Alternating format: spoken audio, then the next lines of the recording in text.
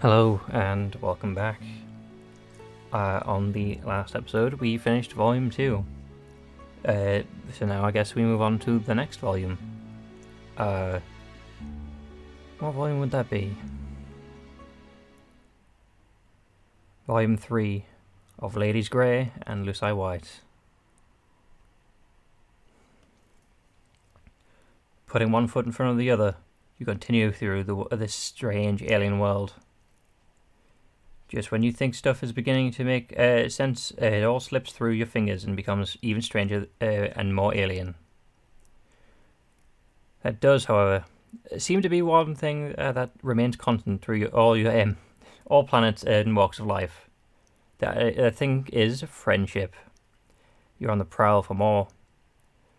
It would have perhaps been wise to stay with one of your wonderful new friends until you are fully healed. But as Martha Stewart said, visitors, like fish, begin to smell after 3 days. And you're almost positive Martha Stewart said that.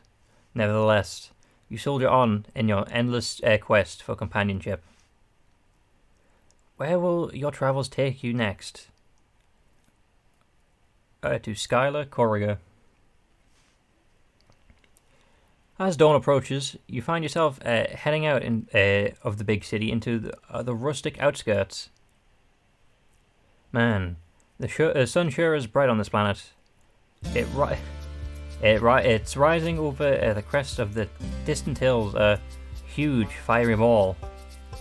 The latter the later it gets, the bigger and bigger it grows. Way bigger than you've ever seen the sun on Earth. What's that smell? Could it be your flesh beginning to sizzle? Fantastic. You love this country. No wonder the nightlife seems so active on Alternia. They're all nocturnal to avoid brutal daily roasting. You reach into your pocket for your cool new shades, but you appear to have left them at your friend's house. Crap. You gotta get yourself together. The recent physical trauma and extensive blood loss is you a little fuzzy. But you weren't built for this wilderness survival stuff. You're starting to wish you'd just stolen a Lamborghini or something instead of a spaceship. This seriously isn't looking good. The city is too far away for you to turn back. So all you have have is no choice but to keep walking. Maybe you can just find a cave or a hole in the ground.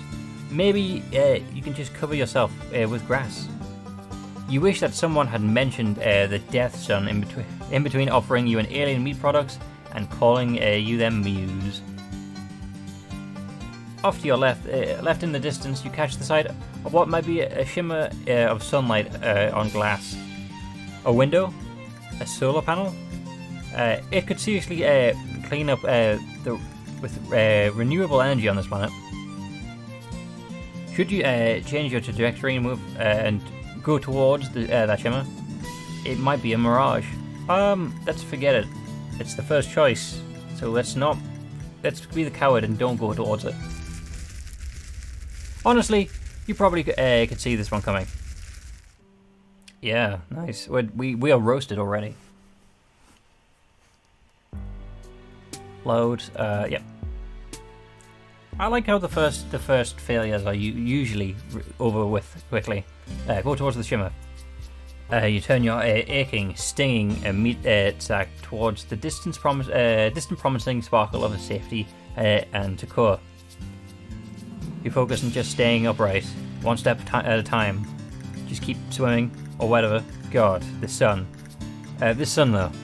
You need SPF 5 million for this nonsense. But then, almost like it had picked itself up to come scuttling to meet you, you suddenly find yourself in front of a long, low structure. You let out a yelp of anguish, pounding on the door. At least you hope it's the door. What in the world? The door opens and you fall inside with one of the most pathetic whimpers of your career. Blessed darkness clouds clouds in on you. From right behind, you can comes a sniffling yip, like some jokers making fun of your dire situation. Something warm and wet glides up your stinging cheek. Hold on, lady. Oh, is it? Give him some room. A pair of hands help sit you up gently. Your eyes haven't adjusted enough to make out more than a couple of shapes. Upright and one upright and one low to the ground. What were you doing out there? Can you stand? Strong arms pull you to your feet. You wonder if everyone on this planet is strong, or you just are extremely flimsy. They guide you to the chair and at the end of a long table. Stutteringly, you begin to explain yourself. That you're an injured, exhausted traveller who is ravenous for pals. Oh, bless your heart. But hold on a tick. Dinner's about to burn. Now that your rescuer mentions it, you do smell something. It smells amazing. Funny you should blunder in here like that. I was just saying, wasn't I, lady? It's been so long since we've got any sort of guests who weren't Imperial drones or out to rob us. You rub at your watering, slowly clearing eyes, and when you look back up, your rescuer finally comes into focus. She's taller than anyone else you've met. She's tall, taller than anyone else you've met here, you think. Also, maybe a little older. Not that you're an expert on troll physiology. She just has an air of knowledgeable competence. She's wearing a fringed jacket and holding up a plate. There you go. Your oculars feeling any better? By the by, my name's Skylla. Pleasure to meet you. And here is lady. She looks down, and first you think she means the table, but then you look under the table at the giant monster dog looking up at you. You jolt so hard you almost fly backwards out of your goddamn chair. Oh there. No need for theatrics. It looks like like one of those lassie dogs with a pointed nose, except enormous and pure white. It barks practically shake the whole house. Hey there, lady. No need to be rude. They've clearly had one hell of a time, and they don't look dangerous. Just really peculiar. Besides, if they try anything, you and me will take them. Skylla puts her hands up, hands on her hip, staring at you down with thunderous yellow eyes. Right? No funny business, you hear? You swallow and nod, trying to look unthreatening and obliging, ready for anything. For instance, friendship. You're so ready for that. Skylla sets down the plate she's holding. Here, have a grub cake. There's plenty. That sounds gross as hell. But what's sitting on the plate looks and smells exactly like a normal pancake. Golden brown and crispy on the edges. There's boiled trio too, if you like.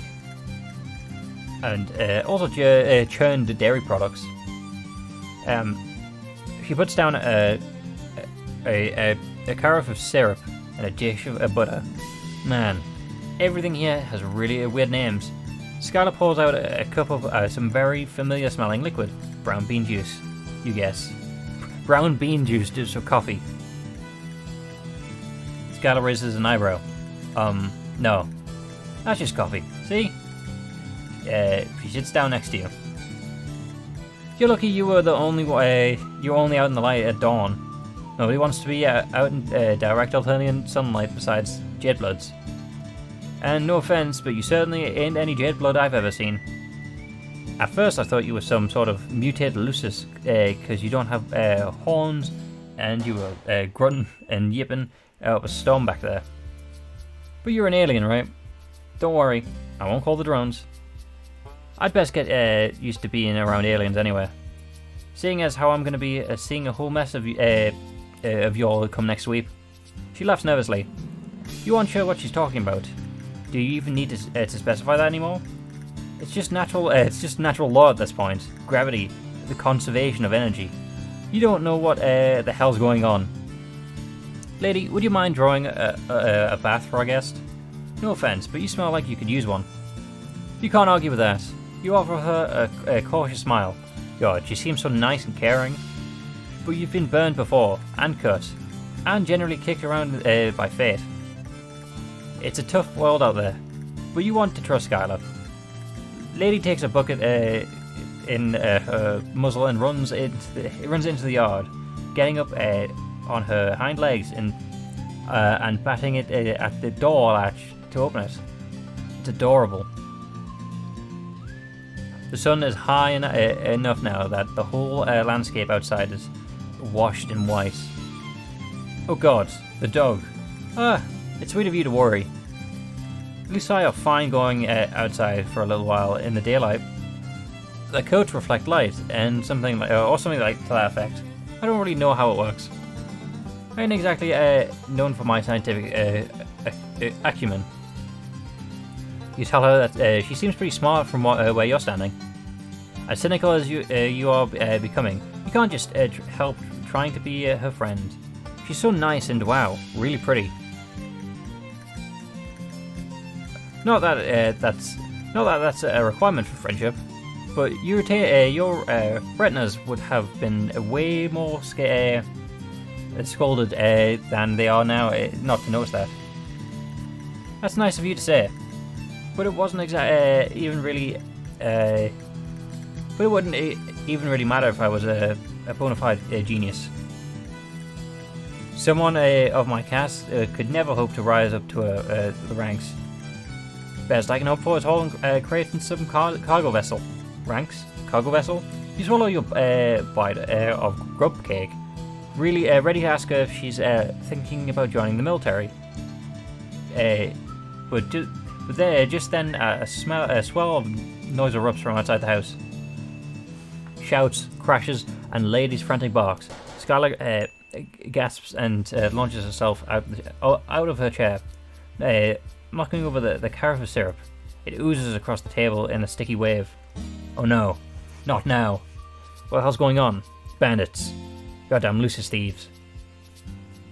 You don't get the chance to ask anything else before Skylla careens towards the door, throwing up an arm as blazing white light pours in. Oh God, she's going to go out and outside and burn up. She isn't thinking straight. You gotta do something. Cool. Well, I mean, if we don't help her, obviously the Lucis thieves are gonna thieve. So that's clearly the bad choice. Skylla is bigger than you, and she has the strength of both desperation and superior genome. So you don't feel great about your chances. But you try. You have to try. Skylla is too upset to be careful. You have to stop them from hurting herself. You stumble into her house, all gross and pathetic, an alien, and she didn't turn you away. She gave you pancakes, and for Christ's sake, grub cakes, whatever. And it isn't just the sun. From the number of voices, there's got to be 20 people out there. She doesn't stand a chance. You run up behind her and hook your arm around under hers, hauling her back by her armpits. She struggles, jabbing her elbow into your aching ribs. Let me go. You don't understand. They'll take her. Lady. You hold on grimly, going limp and using gravity and your own dead weight to pull her down to the floor. Through wheezing breaths, you tell her that she can't go out there. Did she just tell you that you'd never have survived if you were out there any longer than dawn? You probably aren't making much sense, but you keep up the stream of worthless nonsense until something catches. Would your Lucis really want this for you, Skylla? Would Lady really want you to sacrifice yourself for her? Skylla goes rigid, and then all the fight just drains out of her, like blood down a drain. She sags back into your arms. The two of you watch Lady thrash in a huge black net of several of the figures haul her away. The sun is too bright to see them clearly, but they appear to be herding more white creatures out of a paddock into the collection of vehicles, the herd. She says it so quietly you feel it more than hear it. You continue to watch as Lady is packed into one of the vehicles, and they drive away, kicking up clouds of dust that glimmer into the brutal sun. You can let me go now. I'm not going to throw myself out into the daylight like a romance novel heroine. You realise just how tight you've been holding onto her and loosen your arms, pulling away and sitting up. Skylla's cheeks are wet with tears, but she quickly shakes her hair into her face to hide it. That makes your heart hurt. You want to tell her that everything is going to be okay, but you make it a point not to lie to your friends. You have absolutely no idea how it's going to be. Before you can say anything at all, she gets up and disappears through the door and further into the house. Give her some space. You decide to mind your own business. Well, you do try the door, but it's locked. Best to keep occupied and do what you can for her. First, you shut the door to keep out the sweltering heat and blinding light out. Then, you tied up the kitchen a little. Everything here is oddly textured and coloured. The shapes are usually organic. Some of it is worryingly scullery and alive. You do your best. You mop up the syrup stains from the chair. You're just trying to figure out how to get the sink to spit out some water into the dirty dishes. When Skylla comes back out, her eyes are dry and her hair's combed back out of her face. Don't worry about that. You're gonna break something. She plays with one of her hands braided bracelet with nervous little fidgets of her fingers. I could never have taken those fellas by myself, especially not in the broad daylight. I want to thank you for stepping in and stopping me. I was overwrought. You nod, accepting her thanks. She doesn't seem overwrought anymore, just numb. Wow. This is actually a legitimately terrible situation. Not even a dumb, zany way like all the other nonsense that has happened to you recently. You wonder who those guys were. Lucis thieves? They've come before, but always at night, never in large numbers. So Lady and I always take them. I never expected anything like this. For them to come out in forces like this in the middle of the day. She sits down at the table, putting her elbow in a patch of syrup you missed. You offer her the dishcloth and notice several of the discoloured patches on her arm. It looks like she got burned just. It looks like she just got burned just from having her arm out the door for like a minute and a half. You're really glad you didn't let her go out there.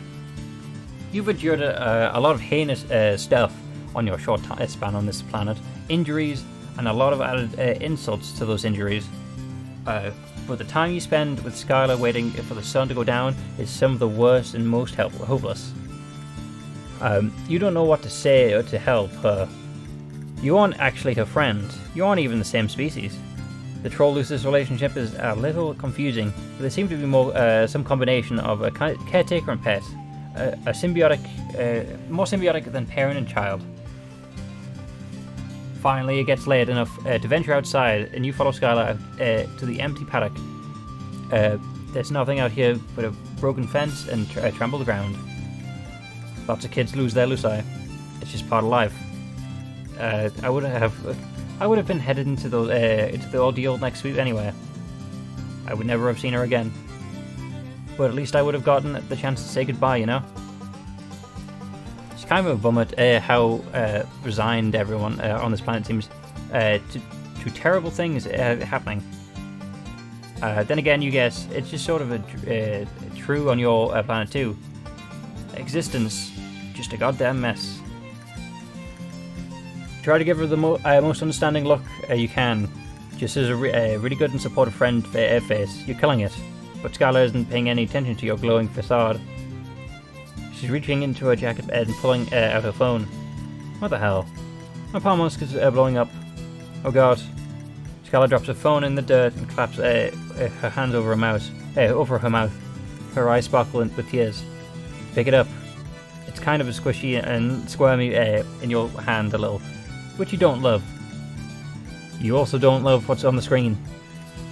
It's a troll in a mask holding a gun on lady, who is still in the net, baring her teeth. The gun looks fake, kind of like a Nerf gun. You bet it's not a Nerf gun, but it's Nerf for nothing though.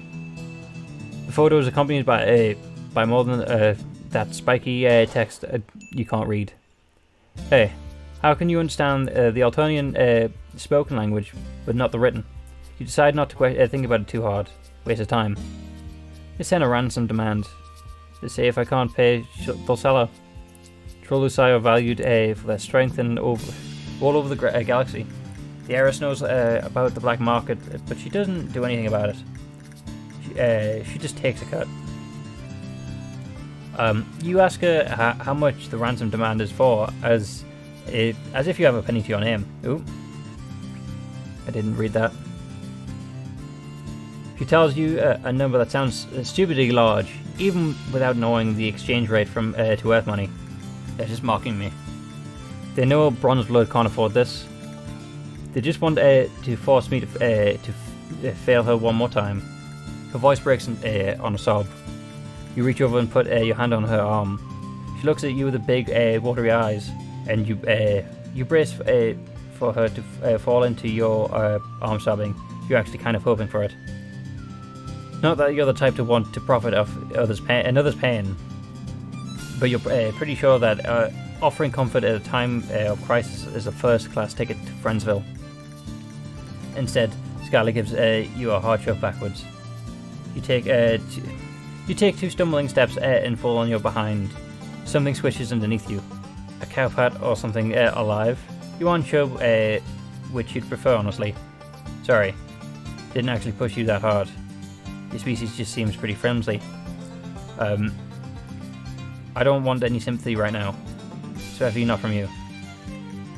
She stands for in between the two moons. Some trick of perspective making her look just like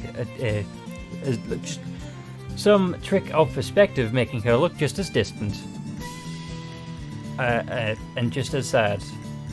Not that moons are inherently sad. Whatever, it's not the issue right now. Had Skylla been lying to your face before when she said she doesn't blame you? She'd even thanked you for stopping her from killing herself. No, I don't blame you. I just can't stand the sight of you. Looking at you reminds me of losing Lady, and I don't think that'll ever change. Sorry. I was really hoping we could be friends. It's been really a long time since I've seen anybody out here that goes on 2 legs instead of 4. But I just don't think it's going to work out. If you start walking now, you can probably make it to the city before sunrise. Or there's a Jadeblood colony nearby. If you want to inflict your personal brand of assistance to them. Ouch. Bye. You leave with your proverbial tail between your legs, and as take the last glimpse you get of Skylla, she's standing next to the empty paddock, staring at the ground. What? The first one was funny because we just roasted alive. This one's just sad. Oh well, at least we knew it was going to be the bad one. Let's have her out. What the hell? You've already experienced the Alternian sun. It sucked a whole lot. Maybe now maybe now we'll suck less because of how bad it sucked then. Just a sliding scale of suckage. Skylla plunges out into the daylight in the direction of the commotion. Like a big dumb moron, you barrel out into the blazing hellscape after her. Surprise! It still sucks. You've had sunburns before, but this is ridiculous. This is a monster of a gas giant pointing and laughing at the tiny speck of humanity you represent, trembling before the void. It's a pure assault on all your senses. The light is almost as bad as the heat, and you put up your arms to block the glare. Following the dust, Skylla kicks up behind her. You doubt your eyes will actually ever adjust to this nonsense, but you can see a little better than before. There are also about a dozen of them, all of them trolls, all wearing dark padded outfits that cover their faces. They look halfway between hazmat suits and SWAT uniforms. All of them have big, fake-looking guns that probably aren't fake. In fact, one of them shoots a laser at your face. You duck and it leaves a blazing heat trail across your cheek. But as all of you is currently burning, it doesn't really break your stride. Skylla throws herself into the fray, letting out a war cry accompanied by the sound of a fist hitting flesh. It's 12 against 2, which, if you remember your fractions right, it is unlike 6 against 1. But these guys have probably not been expecting a frontal assault, and they've definitely not been expecting a Skylla who is frankly terrifying. She shoves 3 trolls down like dominoes, grabbing up a discarded gun and shooting all 3 while they're on the ground. You've never been in a fight before, an all-out brawl. It's scary, but now that you're in the thick of it, it's also kind of awesome. Sure, your skin is burning and you could be killed at any moment, but that's just how it goes on this planet. You just gotta get into the swing of things. Take no prisoners, kill or be killed, hell yeah. You pop one of the bandit trolls in the face. That's probably gonna hurt your fist more than it hurt the troll. But it doesn't throw them off balance for long enough. But it does throw them off balance long enough for Skylla to smash the butt of the gun into the side of her head. Yeehaw. Hell yeah. She gives you a wild grin. The two of you beam at each other while Alternian's son tries to boil away the liquids from your eyelids. That's from your eyeballs, and a bunch of bandits try to dognail a giant monster. You love this girl. In a friendship way, but still, you love her. You make an awesome team. Another troll comes up behind Skylla, and she smashes an elbow into their throat, grabbing them by the front of their uniform and suplexing them into the dusty ground. She wails on them with her bare hands. God, she's really hot. Get lady. Alright. You stumble over to where the Lucis is thrashing inside the big black net. You don't have any way to cut her free, but she's already doing great on her own, biting through biting through the fibers with her big sharp teeth. You hold the net still and for her to finish the job, and pull off her so she can join the fray. It's over fast after that. How did they even get Lady into the net in the first place? She's just so giant and quick, grabbing trolls in her jaw and shaking them like chew toys. The remaining 5 who were still standing jump into their weird little dune buggies and make tracks. Emphasis on a bug. They look like scuttling little beetles. Skylla chases after them for a few hundred yards, throwing the gun after them and shouting obscenities. And stay away, you hear? Tell the rest of them why you don't mess with a rusty ranch. With a rusty's ranch. She stands silhouetted against the blazing sun, and the dust trail vanishes into the distance. You are awash in heat of victory, giggling like a lunatic, for the adrenaline kind of drains out of you all at once. You are violently reminded of your messed up rib and recent blood loss. The Alternian sun beats down, and your arms are covered in. And your arms are already covered in raised patches of red skin. This is a sunburn 10 to 11. Whoa, there. Are you okay?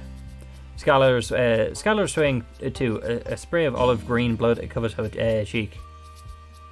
At least the rainbow blood on the planet means you can be sure it isn't hers. But she still looks rough. Kind of how you feel, lady. Give me a go. Whoa, you're just gonna sit down. Maybe take a little break. Pale landscape swoops, going even paler. No, you can't rest here. You'll die. You'll die, moron. I'm not letting anything happen to my new best friend. Get up. You best friend. Holy crap. That makes you so happy. You absolutely can't die here. Not when you've just made just an amazing friend. Somehow, the two of you manage to drag each other across the yard towards the house. Hive. You're gonna get this lingo down if it kills you. Whenever you feel yourself about to fall forward, you lean on Skylla. When you start to fall back, Lady is there to brace herself against the back of your knees. She's such a good Lucis. You wonder if she'll be your friend too. Her muzzle is dripping with a soup of multicolored alien blood. When you get back into the darkness of the hive, you can't see anything. Dang, your species really aren't suited for this kind of environment, huh? Yeah, you can just see Skylla's face. You can't even see in the dark. In demonstration, you walk right into the table. You're about to head it with tables. You are sworn enemies at this point. Please don't knock down my nourishment platform. I built it myself. She sounds exhausted but giddy. Dang, you really did that thing, didn't you? You kind of want to go. Go in for the hug, but that sunburn is really something. It feels like tiny needles piercing your arm and cheek. The back of your neck is a colony of fire ants. Oh yeah, feels real bad, don't it? Come on. There's only one cure for the sun rash. Skylla takes your hand. Gosh, this is the next level of friendship stuff. She leads you through her hive, and who knows if you're ever going to get back to your full all your vision back. But maybe you're just blind for life. You'll have to get a cane and be a whimsical aesthetic, and learn to navigate the world by smell alone. No, that would be stupid. Here you go. My coop isn't huge. My coop isn't huge, but you're kind of scrawny. What are you waiting for? Take your clothes off. Man, the sun must have messed with you with more than just your eyes, because you could have sworn Skylla just told you to take off your clothes. You are seriously not getting into my raccoon in those filthy rags. I'm not even sure what those clothes were supposed to be originally. Yeah, you aren't sure about your look either. I know the new friend of yours told you it was rad, but you're both a little high at the time. You might be a little high right now. You wonder if Sunro causes auditory hallucinations. So you don't know what a raccoon is? Really? Then what the heck have you sleeping on your planet? You hear rustling followed by the sound of clothes hitting the floor. Then a weird gloop gloop. Like someone getting into a bathtub, only thicker. If a troll didn't have sopa, well, I don't really know what would happen, but I reckon it wouldn't be great. It can speed the healing process for burns and small wounds. I'm not sure what it does for what's going to do for your weird alien autonomy, but I don't see how it's going to make it any worse. Tell Skylla that in your experience, things can always get worse, especially from her perspective right now, since she's about to see you naked. Nothing like a little self-deprecating humor as an A+ cover for crippling insecurity. Man, relatable. Skylla laughs. Come on now. I'm sure you're perfectly helpful. You're a perfectly helpful example of your species. Just get in already. I promise this isn't any sort of pale solicitation, or flushed for that matter. I know it's awkward, but I only got the one coop. All right, yeah, you can totally do this. You can make this not weird. Of course, you trip taking off your goddamn pants, and Skylla starts laughing all over again. Not in the mean way, more in the chill. Please join me in my slime bathtub, old chum way. In a non-awkward way, in a friend way. That's okay. That's questionable.